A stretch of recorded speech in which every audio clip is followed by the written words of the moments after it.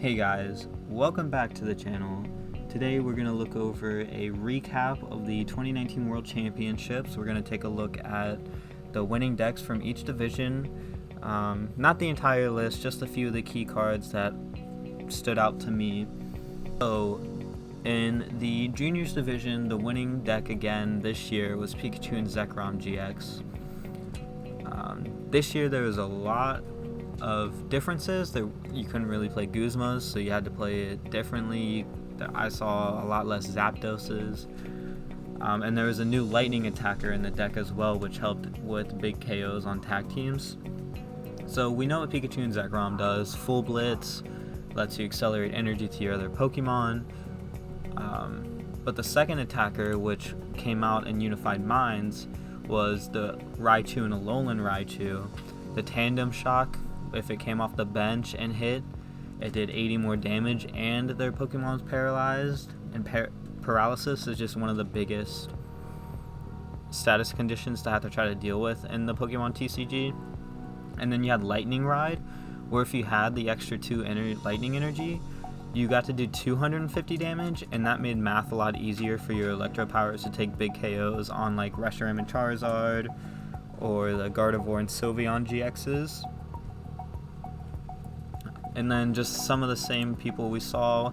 The Coco Prism Star, of course, you can't really play Lightning deck without Coco Prism Star. It's just the acceleration from it is just too good. And finally, the Free Retreat of Zeraora. This card is just too good to not be played in Lightning decks, or if you're using Lightning energy. Having Free Retreat and just being able to pivot around your cards to be able to like let you do what you need to on your turn is one of the biggest factors to have, and a big advantage to some of the other decks in the format. So that was the Juniors deck. Stick around to hear for the Seniors deck, and then after that we'll go over the Masters deck briefly. For the Seniors deck, we had Kaya Lichtleitner from Germany. She piloted the Reshiram and Charizard deck that a lot of the Europeans brought over. This was the ability one, not the Green's exploration based one. So obviously we have Reshiram and Charizard was the main attacker. We had the Ninetales with the Nine Temptations ability. They were playing, or she was playing this over custom catchers to give you that Guzma effect, Lysander effect every turn of the game. We had a Jirachi. She was playing 4 Jirachi, I'm sure, in order to use the Stellar Wish and just be able to get the most. And I believe that the only supporters they were playing were Welder. I believe they were just playing 4 Welder, and that was their only supporters. I believe that's what she was playing, as well as a lot of the Europeans brought over this. And then the tech attacker that they had was a Heatran GX, which came in big in a lot of games for the Masters. We only got to see the finals for the Seniors, but for the Masters, it did a lot.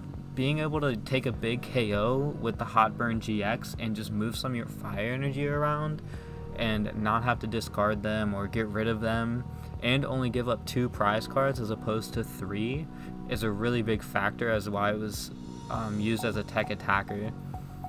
So next we're going to move on to the Masters. So for the Masters deck this year, we had the Perfection deck, the Mewtwo and Mew GX, which also just came out in Unified Minds. This was piloted by Henry Brand. This was an entirely new deck because of this new card. Henry Brand is also going down in the record books for being the first Australian-born champion at the World Championships.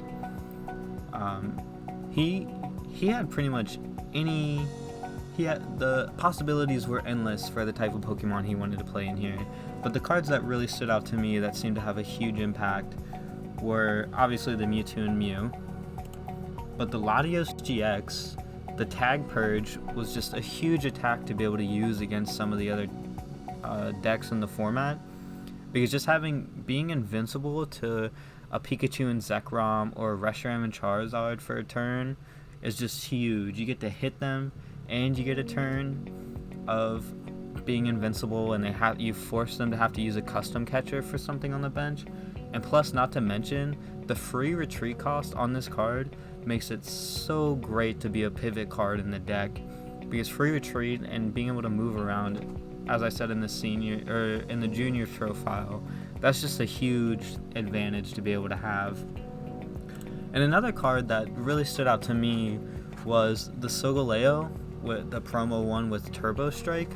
The ability to have a 2 energy attacker to be able to use on your first turn after you welder is just huge, and you get to accelerate energy to your bench Pokemon.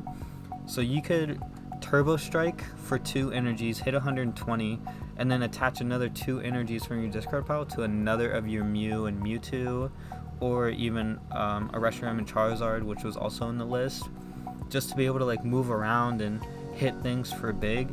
So very creative deck, very well played, and again, congrats to all of the players for qualifying. Congrats to the champions. Congrats to the runners-up.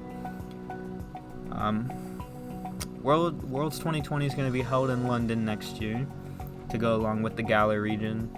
Hopefully, I'll be able to qualify and even play in the event. That would be ideal, and I'm looking forward to try to take you guys along my journey into doing that. So as for now, remember to like, comment, and subscribe. I'll see you guys next time.